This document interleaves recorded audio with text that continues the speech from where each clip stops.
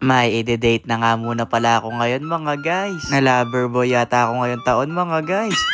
Pinrepair ko na pala kagabi mga susuotin ko ngayong araw. Na hanggang ngayon nga namimili pa rin ako ng damit na isusuot. Na bahala na siguro si Batman dito. Kaya tara na, i-prepare na natin yung dadalhin natin para mamaya. Na may pa-letter pa yan si Chao. Nasabi ko nga sa pagbibigyan ko nito, bayaran niya na lang po yung nabili kong bulaklak, no?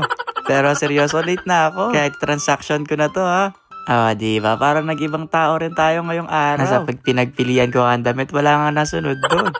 Pero binaba ko na nga muna itong daladala ko. Kasi may nakalimutan pa nga tayo. Na para mas fresh nga tayo sa date natin mamaya. Iinom muna nga tayo dito ng Hikari Aurum Glutathione.